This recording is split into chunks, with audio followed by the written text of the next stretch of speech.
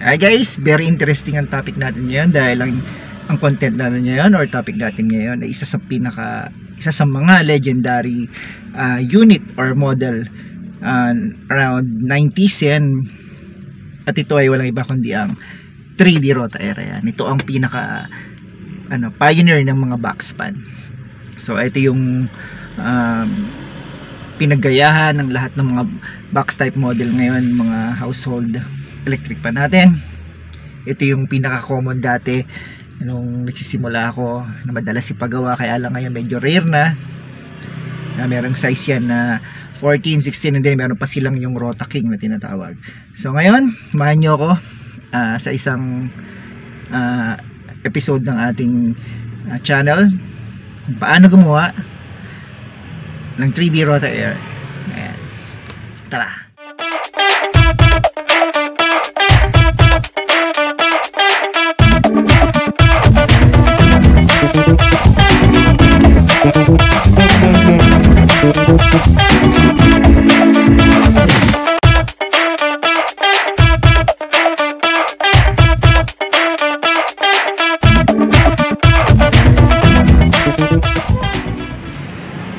Ayun, bali simulan na natin. Once again, ang topic natin ngayon is ang 3D Rotair. Ayan, tanggal ko na yung cover nya. Bali ganito yan, balik lang natin. Bali ito kasing ano na to, 3D Rotair na to, meron siyang dalawang motor. Meron tayong nitawag na pan motor, yung motor nung nung pan natin. At meron din siyang isa pang synchronous motor na nagpapaandar naman dito sa looper nya. Ayan. Naka-locate siya dito sa may gilid. Meron siyang roller dito. This time tong roller na to bungi na. At ang papalitan lang natin dito is yung bushing shafting niya dahil yung customer natin hindi niya na pinapagana tong lubber niya, steady na lang daw. So ngayon, turuan natin. Ang topic natin is papalitan natin to ng bushing dahil pre-estimated ni Sir Russell, ni Master Russell, bushing ang papalitan. So according naman sa natin, kung ano lang yung gusto nilang palitan, yun ang susundin natin. So tara. Una tanggalin natin tong back cover. Hey guys, tools naman dyan. Baka pwedeng abutan. Hindi na nila master ni Martin naantay itong utusan. Ayun, nabalisang ko rin sa inyo pag gumagawa kayo. Ready nyo na sa tabi nyo lahat ng mga kailangan yung tools para hindi rin nagko-consume ng oras. Flat screw. Dahil kapag malayo sa inyo yung mga tools na kailangan ninyo, abot-abot ganon, alis ka pa sa pwesto mo, tumatagal.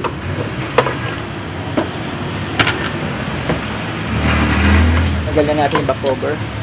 Kasi itong screw na to, reverse nut to kung tawagin.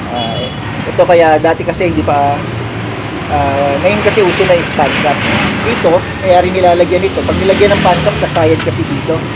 Magandaan dito, hindi siya katulad ng mga bago ngayon na palit tayo ng pan cap dahil plastic. Ito to tanso ito. Reverse screw dahil ang tanggal niya is pakaliwa.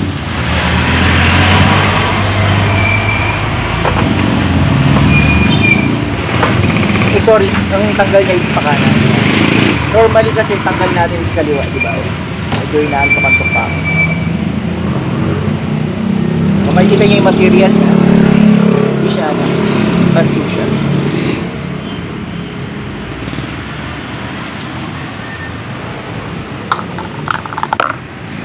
Organize natin lagi sa lalagyan yung mga tornilyuhan natin para hindi nagkukulang kapag binubuo.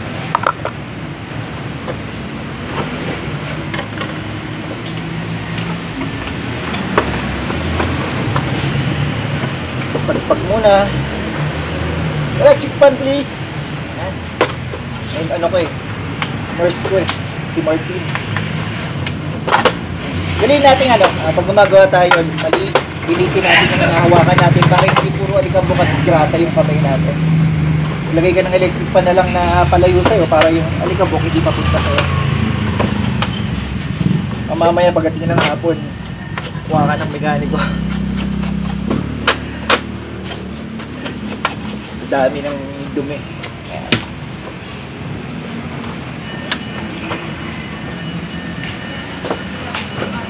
So ayan, ito kita nyo to, laki ng play ng natin, ng shafting natin.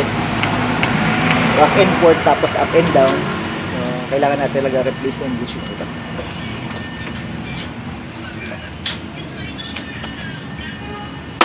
Dahil nga tanggalin tong paa niya.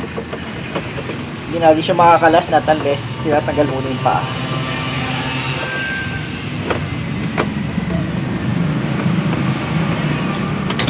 Yung iba, pinuputol na lang dito yung wiring.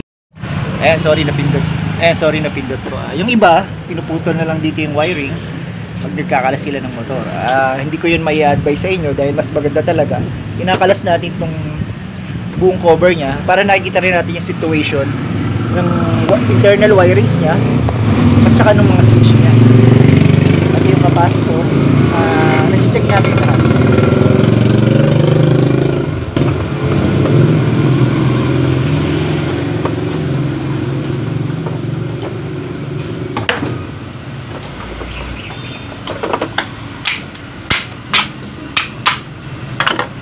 Yung puttings yan. Maganda itong ano nyo rin, panood nyo para maging familiar kayo sa mga parts nyo dahil bibihira ng ganitong motor.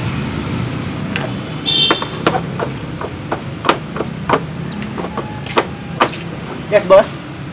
Tanong, mayroon ka ba ditong maliit na motor? Anong motor, sir? Sample po. Electric motor, yung gagamitin lang itong project sa eskwelahan. Kailangan po natin ng sample, boss. Maliit lang yung parang... Lagi lang dito. Kailangan ko ng sample, sir. Hindi natin malalaman kung meron tayo pag dinidescribe mo lang. Sige, babalik. Okay po.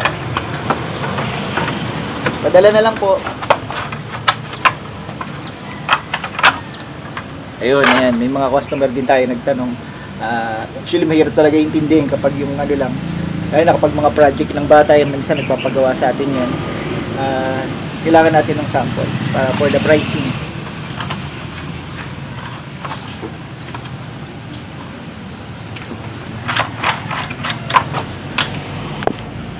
Ayan, ito yung sinasabi ko sa inyo. Ito yung ano natin, pan motor natin. And then, ito yung synchronous motor. Ito yung responsible for lubber. And then, switch natin. Switch natin is 1, 2, 3. And then, ito yung built-in na yung switch ng ano niya, rotation niya or ng ano niya, lubber niya. Nandito na rin. Capacitor. And then, ito yung ating 8 hours timer. Ayan. May mga sitwasyon dito na akala mo sira yung ano, yung unit, pero yung pala check nyo, baka naka-off lang tong timer. Maraming mga sitwasyon na ganyan pag naka-off to, ayan. So kailangan naka-permanente lang siyang on, and then meron naman siyang 8 hours function auto off. And test din natin yung continuity niyan once na naka-encounter tayo nito. Mamaya sira lang yung timer niya.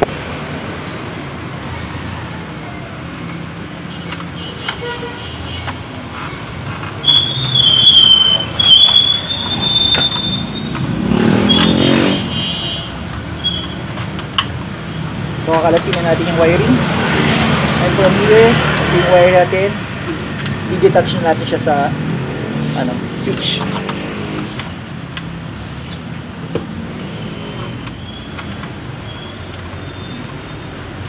Make sure lang na yung color coding natin kanda. Once again, kapag magkakalas tayo, siguraduhin natin na pag di tayo familiar or para makasiguro tayo, picturean natin, i-video natin for assembly reference ito.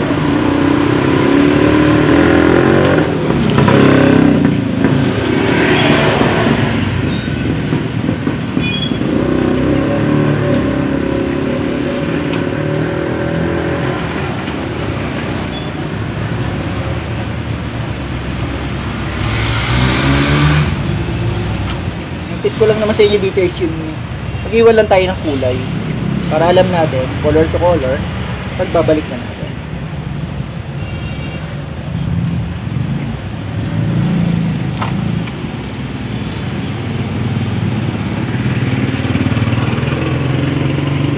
No, kasi kinakalas ko na talaga pag ganito para rin napapalitan yung mga electrical tape na matatagal na, malutong na, muhulas na yan. So ginawa rin lang din naman natin. Dami niya na. Ay, hindi. Ginawa rin lang din naman natin, pag sana is overhaul na natin para pag yung mga maliliit na issue hindi maging dahilan para magkaroon tayo ng backlog.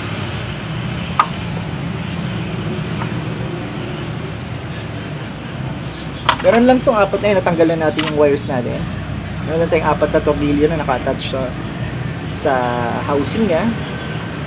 Hindi natin tatanggalin natin.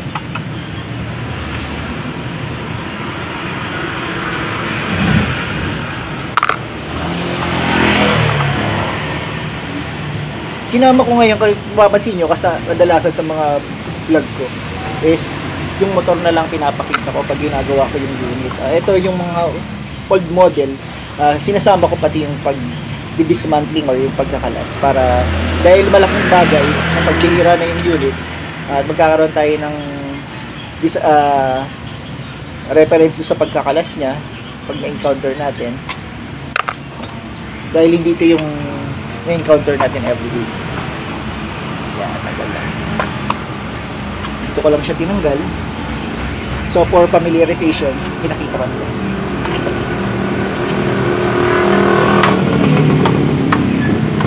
By the way, ito, na-test na namin yung switch nito kanina. So, before natin gawin ito, double check din natin, gumagana ba yung synchronous motor, and then lahat ba ng terminal ng switches gumagana, para pag later pag nag-assemble tayo, kampante na tayo, i-assemble na lang natin. And then, just din yung continuity ng ng timer natin.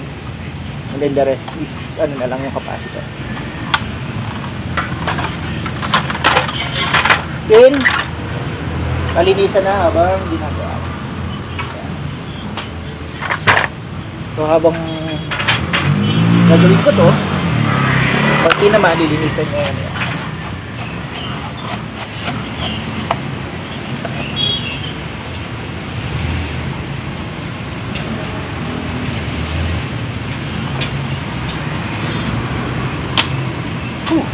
So doon sa mga mga nag-aspire na magtayo ng shop, gumawa, gawin yung negosyo ko, lagi ko sinasabi sa kanila is maging habit nyo na yung yung pagiging organized. Laging malinis yung ninyo, yung workstation ninyo, yung mga kailangan ng gamit nandito. Kasi kung hindi ka organized sa isang unit lang, what if pa kapag natambakan ka na kung marami ka ng gawa, so mas talo ka maguguluhan.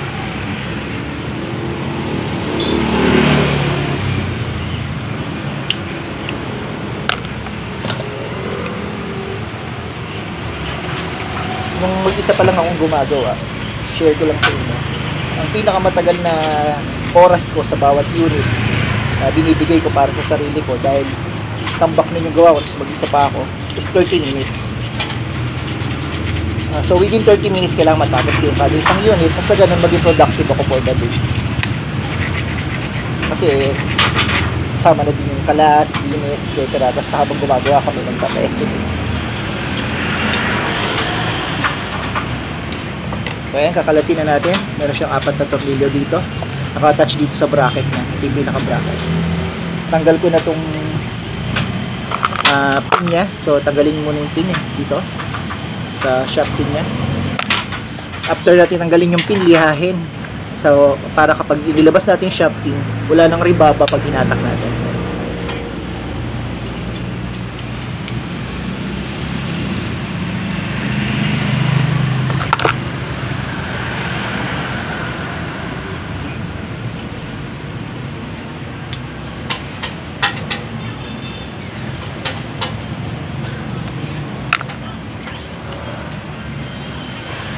By the way, sa mga nagtatanong pala, ang main branch namin is located here at 201 Maribeles Street. Dito lang kami sa may Retiro. Landmark is itong corner ng Maribeles at ng Retiro. Meron ditong malapit na BPI at saka yung Pingping branch nila. Milas pala, Milas sa kanto namin. Milas Lechon. Lapit kami sa Paris, Retiro.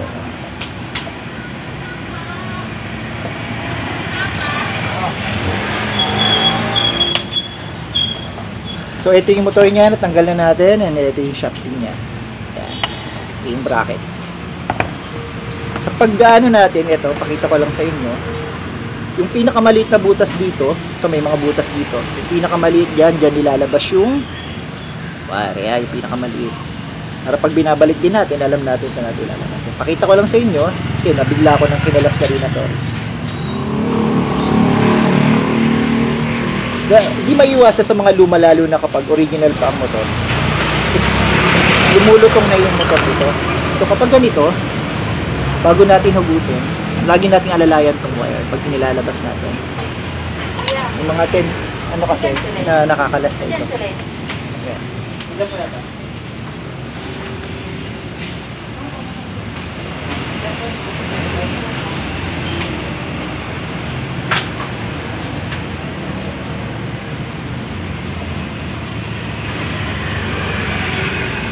Ito, pag sinalat natin ito, itong shop na to, malalaman natin kung may tama na.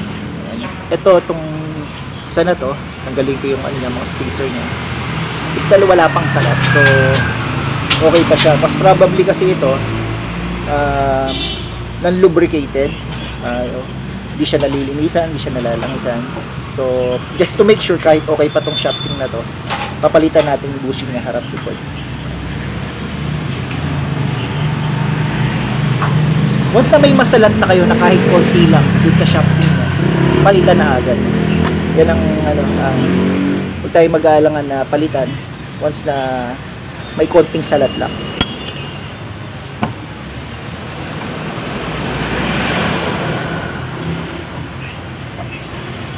Tin, Sel, patulong nga. Pakita lang sa inyo yung pagkakalas ng bushing. Sukitin lang natin yung ano, yung tatlong paa dito. Ingatan natin na maputol ito dahil para mabalik pa natin ang maayos yung metal pot. Ayan. Ito yung tinatawag natin na metal pot. Ito naman yung butterfly spring. Ito yung ating foam. And then ito yung bushing. Tingin pa yung bushing. Punasan lang natin.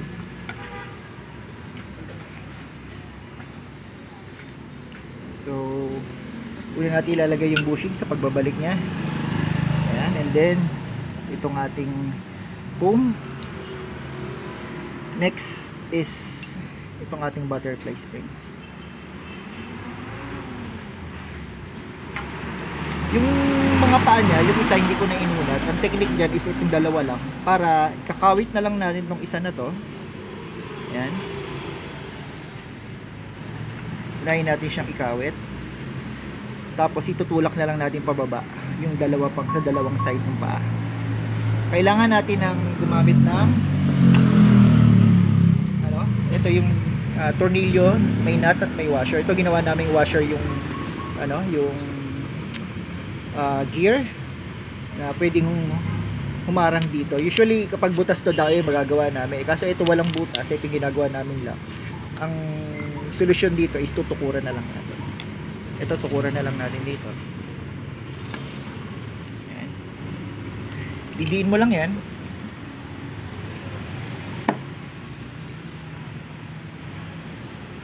Tapos babaluktot na natin yung mga paa niya.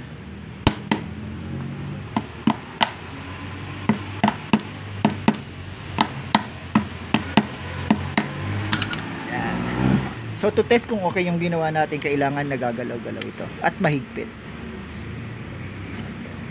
And then lagyan natin ng langis yung pondo ng langis yung boom or self-oiling system na tinatawag or pondo.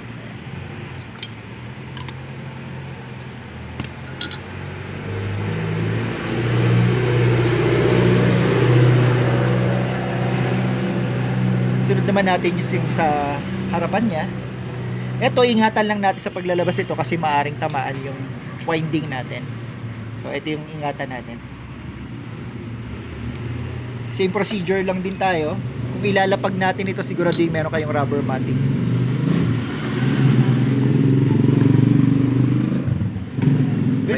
May smoke effect to. May effect? Wala, hindi kita. Hindi kita.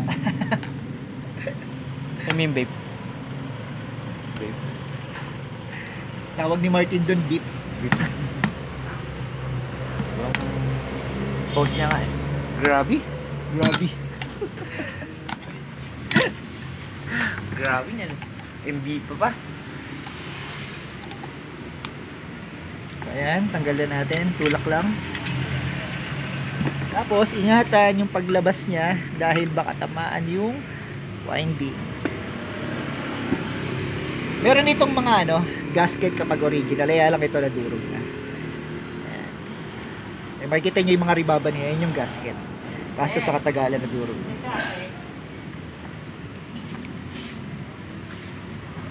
So ganoon din yung procedure, lang natin. Punasan natin lahat. Nahanap niya si Josie, wala naman si Josie dyan.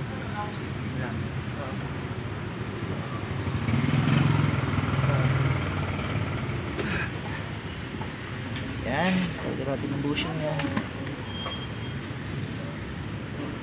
Itong butterfly spring, kapag tinatanggal natin, para rin siya, yung siguraduhin nyo na pa siya, tikwas pataas. Once kasi nag-flat na ito, wala na siyang tension, hindi niya na itutulak yung bushing natin. Ito yung bago nating bushing. Ganun din, procedure. Una yung bushing, linisin lang yung pinakabutas para iwasan yung mabilis na build up ng dumi. Bushing. Same nung kanina, tapos foam. Butterfly spring. And then ito. Si Bayon ang gugulo. Ayun, nandali lang. Hindi kita eh. Hindi kita. Tuturuan sila kung paano maging cameraman. Eto ay iunat lang natin tong mga to. Lalo na kapag nasa harapan ba kasi sumayad. Yan, maganyan, pantay. Ba?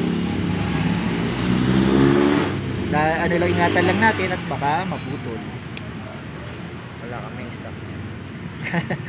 Bihira na stock. Meron pa naman, di nyo lang naitabi.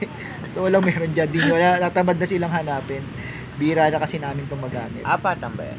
Tatlo lang. Meron. Tatlo? Wala nga. Yung apat yun ang tatandaan nyo. Pang yung KDK yun. Ayan, so unang pasok is itong dalawa na to. Papasok dito. Ayan. Hawak mo dito, hawakan mo isa. Slide lang siya papasok. Doon. Dali na. Tapat lang natin yung mga paa niya dun sa butas.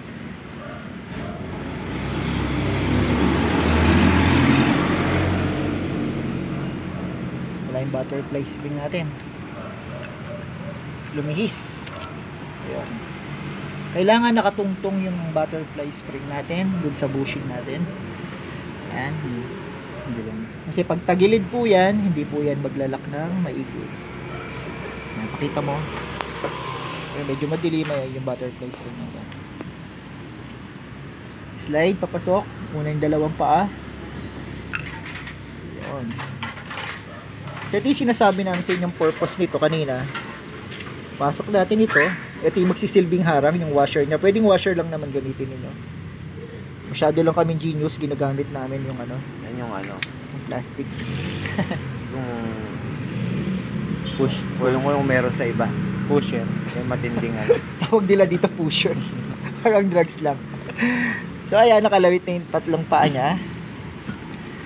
Ang tendency is kapag sinikipan na natin ito, itutulak niya yung metal pot natin palabas. Mamamaximize natin yung yung tulak niya para mabaluktot natin ng tama yung mga paa, yung lock niya.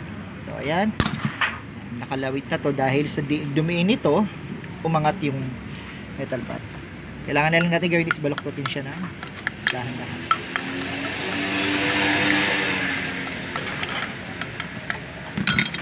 Okay na. Ito na lang din natin ulit. Okay na siya. So yan yung technique natin sa karamihan sa mga ganitong mga model, KDK. Pinakita ko rin yan sa nag-prepare tayo ng KDK. And then this time is 3D box pa naman.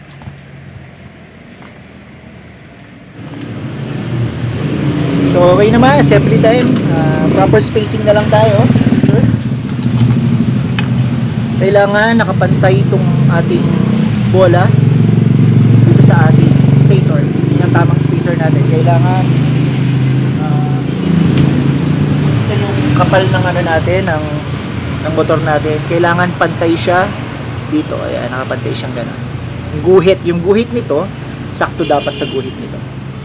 Kabilaan, as meron lang tayong konting clearance. Spacer. Naman lang nag-aabot ng spacer, makikita. Sorry po. Saya po.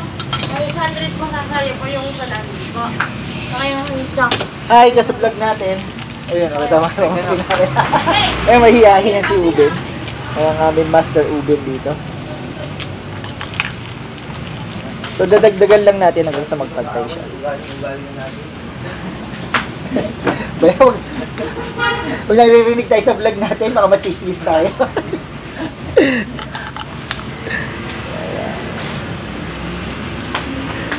Ito kasi sa katagalan, nadurog na yung spacer niya, pati nga yung mga gasket niya. Kanina, nakita nyo nadurog. So, trabaho natin na palitan lahat yun.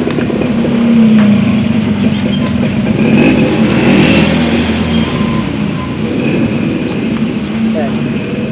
Ngayon na napantay ko na siya. Kita nyo yung pantay na siya sa stator.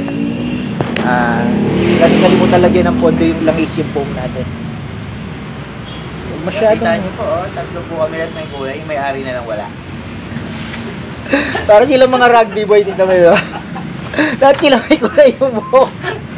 Gusto pa nila ako idamay.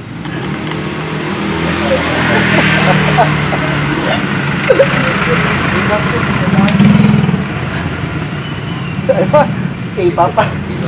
K-pop pangit. Kaya yung kakabit na natin to. Para malaman naman natin kung may kulang pa, lalagyan lang tayo spacer sa likod. Bali yung pag napasyal kayo dito sa branch namin, hanapin nyo lang ang pinaka-bossing dito is si Bayaw. Long live! Eh, laki pa ng drag, so ibig sabihin, nagdag pa tayo sa likod. Ano yan eh? Alpacaparo. Kalaban niya ni Turco eh. Spacer. Bawal kumuha may-ari dyan. O, kita mo, may isa pang K-pop dito. Putang ina po. Namahilig ka, may vlog ako. Nga na, pumutin yung buko. Hindi na ako nagpakulay. Ganyan di kulay ko dati. May mga Kirasin. siga dito. Ano pinakulay? Nasusunog eh. Ay, naayos ako na ayos ng ilaw. Ito lang pala ang problema. Huwag kang madaldal, nagbablog nga ako. Ikaw? Nasaan na? Ayun o, nakakaroon. Yung mga ako, mamaya, makakuha ko dyan eh. Kulang pa. Hindi ko na pinuputol yung mga vlog ko eh. Para ano siya. Actual. Hindi natin masyado ini-edit. Para realistic, di ba? So ayan. Yung ano natin, spacing natin, proper spacing is kailangan, meron na lang siyang konti. Para nakakahinga siya. Yung allowance natin for yun yung purpose din natin para pag naglagay tayo ng langis later on. Meron pa siya, pag magpe-penetrate siya once na in-up and down natin, kaya nakakahinga ng ano, maluwag yung ano natin. Alignment. So attach na natin siya sa bracket. Pagka na-attach na natin siya sa bracket, testingin na lang natin yung continuity and then assembly. So ganun lang yung papalit natin ng most common is bushing dahil yung mga motor nito matitibay. So kadalasan kailangan lang nito ng tender loving care, linis, mechanical palit kung kinakailangan. And then ko talaga namang sira na, kalasin na natin kung paano yung pagkakalas ng motor ng mga luma. Yung last vlog ko bago yung procedure ng pagkakalas ng orbit pan natin, ganun din dito. Pupukpukin lang natin palabas. And then, parirewind natin at kakabit. So on and so forth.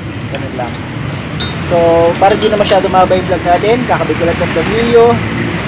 Na-testing naman na natin ito. Assembly na lang. Ang mahalaga, napakita na natin kung paano siya i-repair at yung familiarization sa mga parts niya.